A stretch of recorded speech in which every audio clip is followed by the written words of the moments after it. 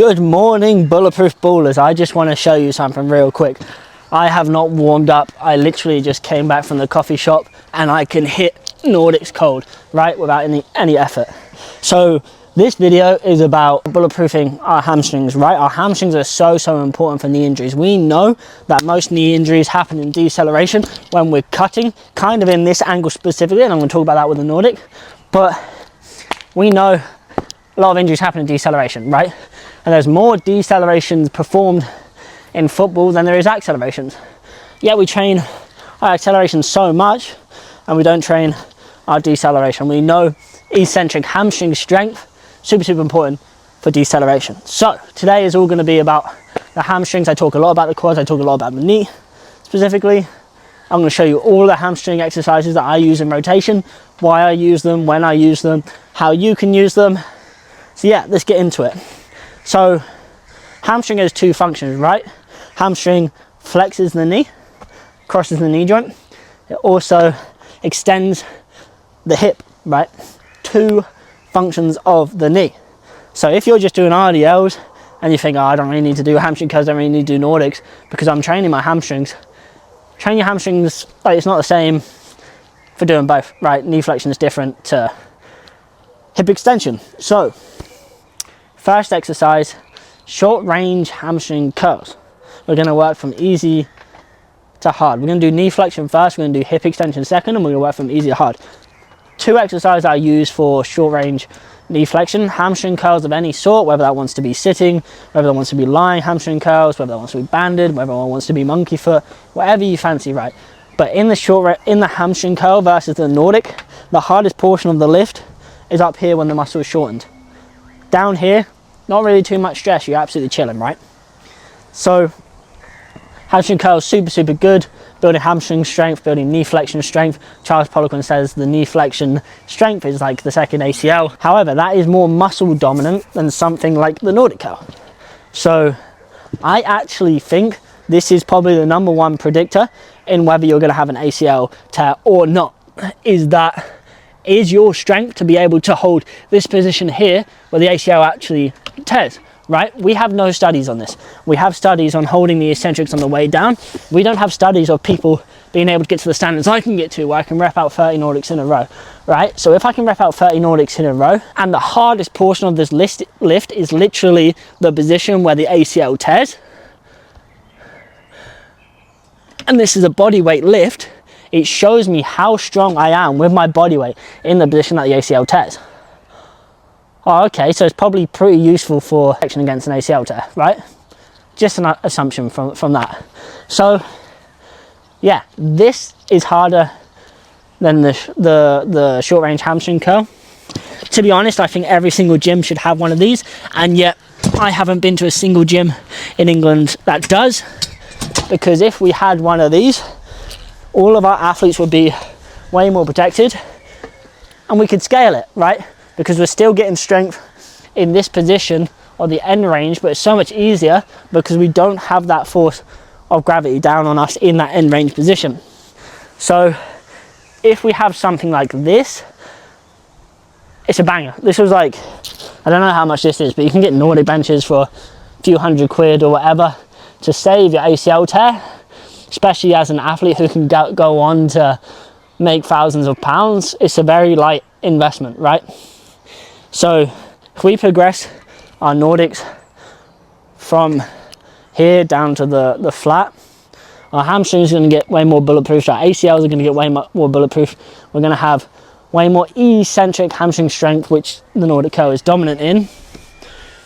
We're going to be way faster in our sport. It's just an all-round banger exercise, really, right? So two knee flexion exercises there. Short range hamstring curl, longer range knee flexion Nordic exercise. Then we go to hip extension, right? And I have more exercises for hip extension than I do for knee flexion.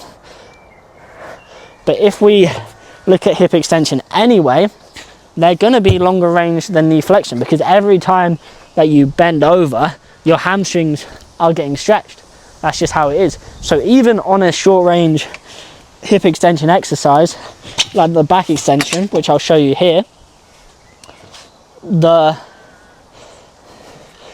it's still going to lengthen your hamstrings more than, say, a short range hamstring curl would, because in this bottom position my hamstrings are getting stretched. It is hardest at the top here, or in the mid portion, like that kind of area, which is why you can put bands on your neck to get that top range strength as well, but it is going to be more intense than the short range hamstring curl machine. However, if you then look at our next exercise, the RDL, that is longer range because the hardest portion is down in the bottom where it's the hamstrings getting stretched out. And I done these like 2 days ago, so my hamstrings are pretty fried.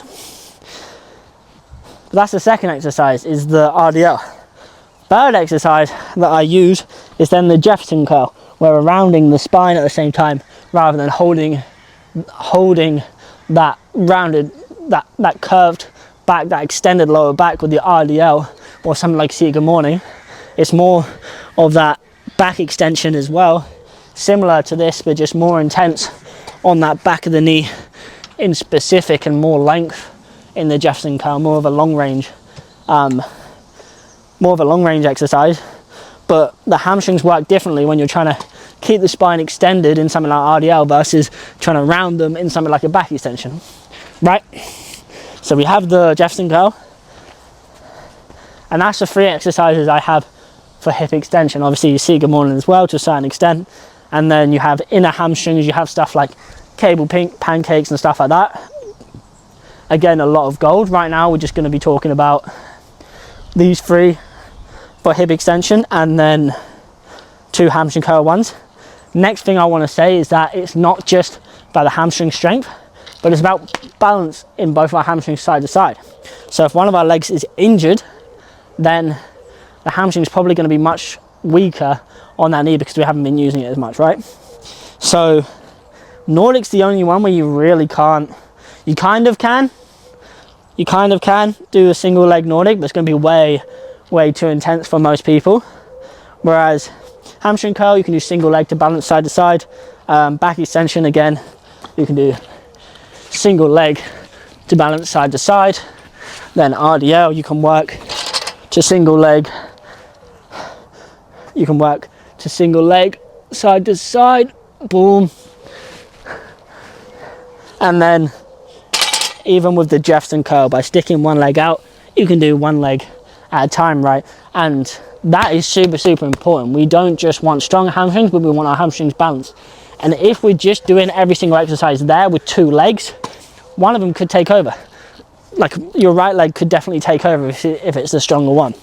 So I would definitely recommend, especially to start, doing them all single leg to rebalance the hamstrings. And then once you're rebalanced, you can look into doing stuff double leg. But yeah, those are the hamstring exercises that I keep in my rotation. I will show you all of these in more detail on their own and how to progress. We already do that inside the coaching as well.